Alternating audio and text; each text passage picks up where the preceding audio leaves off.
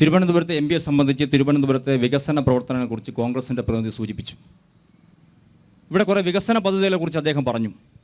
തിരുവനന്തപുരത്തെ റെയിൽവേ വികസനവുമായി ബന്ധപ്പെട്ട് ധനുവച്ചപുരം റെയിൽവേ സ്റ്റേഷനെ സംബന്ധിച്ച്, പാറശാല റെയിൽവേ സ്റ്റേഷനെ സംബന്ധിച്ച്, തിരുവനന്തപുരം സെൻട്രൽ റെയിൽവേ സ്റ്റേഷനെ സംബന്ധിച്ച്, അങ്ങനെ റെയിൽവേ വികസനത്തെക്കുറിച്ച് പറഞ്ഞു. ഞാൻ നിങ്ങൾക്ക് അറിയാൻ വേണ്ടി ഒരു കാര്യം പറയാം. 17ാം ലോക്സഭയിൽ 115 ചോദ്യങ്ങളാണ് ശശി തരൂർ ഉന്നയിച്ചത്. ആകെ ഉന്നയിച്ച 115 ചോദ്യങ്ങൾ. ആ 115 ചോദ്യങ്ങളിൽ ഏതെങ്കിലും ഒരു ചോദ്യം ലോക്സഭയുടെ വിവരാവകാശം കൊടുത്ത ലോക്സഭയുടെ രേഖയിൽ നമുക്കുണ്ടാവും. ഏതെങ്കിലും ഒരു ചോദ്യം തിരുവനന്തപുരത്തെ വികസനത്തെക്കുറിച്ച് അദ്ദേഹം ചോദിച്ചിട്ടുണ്ടോ? എന്തെങ്കിലും ആവശ്യപ്പെട്ടുണ്ടോ തിരുവനന്തപുരത്തെ വികസനത്തെക്കുറിച്ച്? തിരുവനന്തപുരത്ത് റെയിൽവേ വികസനം, തിരുവനന്തപുരം നാഗർകോവിലുള്ള ഇരട്ടപ്പാത, ഇരട്ട റെയിൽവേ ലൈൻ, അതിൻ്റെ പണി നടന്നുകൊണ്ടിരിക്കുന്നു. 2014 വരെ ഭാരതം ഭരിച്ചത് BJP അല്ലല്ലോ. ഒരു 6 വർഷക്കാലം മാത്രം BJP ഭരിച്ചു. ബാക്കി മുഴുവൻ കാലഘട്ടവും ഭരിച്ചത് ഇടത് വലത് മുന്നണി സഖ്യങ്ങളാണ്. ആ സമയത്തൊന്നുമില്ലാത്ത വികസനം, റെയിൽവേയുടെ വികസനം, അധിക ട്രെയിനുകൾ അനുവദിച്ചത് നരേന്ദ്രമോദിയുടെ കാലഘട്ടത്തിലാണ്. എണ്ണി പറഞ്ഞാൽ റെയിൽവേയുടെ വികസനത്തിന് മാത്രം കോടിക്കണക്കിന് രൂപ അമൃത് നഗരം പദ്ധതിയിൽപ്പെടുത്തി തിരുവനന്തപുരം നഗരത്തിൽ ആവശ്യത്തിലധികം വികസനത്തിലുള്ള പദ്ധതികൾ പ്രഖ്യാപിച്ചു. ഇതൊക്കെ നരേന്ദ്രമോദിയുടെ കാലഘട്ടത്തിൽ ചെയ്തതാണ്. തിരുവനന്തപുരത്തെ MP ലോക്സഭയിൽ പോകുന്ന ലോക കാര്യങ്ങളെക്കുറിച്ച് സംസാരിക്കാനാണ്.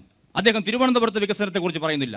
ലോകത്ത് സംഭവിക്കുന്നത്, അമേരിക്കയിൽ സംഭവിക്കുന്നത്, ഇറ്റലിയെക്കുറിച്ച് സംസാരിക്കുന്ന സമയത്താണ് അദ്ദേഹം ചർച്ചകളിൽ പങ്കെടുക്കുന്നത്.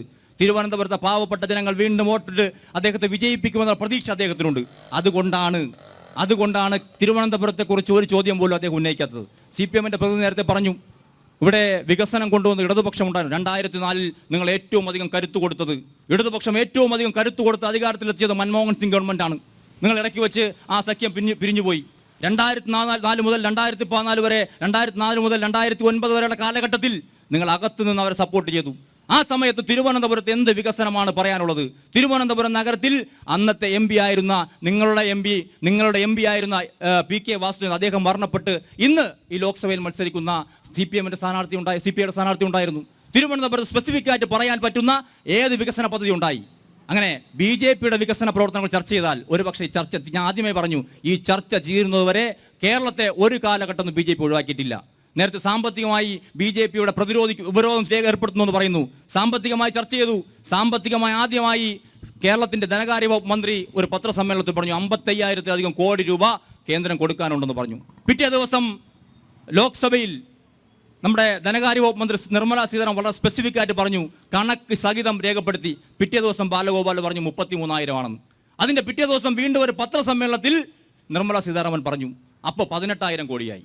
പിറ്റേ ദിവസം നിയമസഭയിൽ 13,000 കോടിയായി. സ്ഥിരമായ ഒരു കണക്ക് രേഖപ്പെടുത്താതെ വെറുതെ സാമ്പത്തികമായി ദൂർത്തടിച്ചുകൊണ്ട് കേരളത്തിൻ്റെ ഖജനാവ് കാലിയാക്കുന്ന സമയത്ത് നരേന്ദ്രമോദിയെയും കേരളത്തിൻ്റെ ഗവൺമെൻറ്റിനെയും ചൂണ്ടിക്കാട്ടി മുന്നോട്ട് പോകാമെന്ന് ഇടതുപക്ഷം ശ്രമിക്കേണ്ട. ഇതിനെതിരെയുള്ള വിധിയെഴുത്തായിരിക്കും വരാൻ പോകുന്ന പൊതു തെരഞ്ഞെടുപ്പ് എന്ന് ഇവിടുത്തെ പൊതുസമൂഹം വിലയിരുത്തി കഴിഞ്ഞു.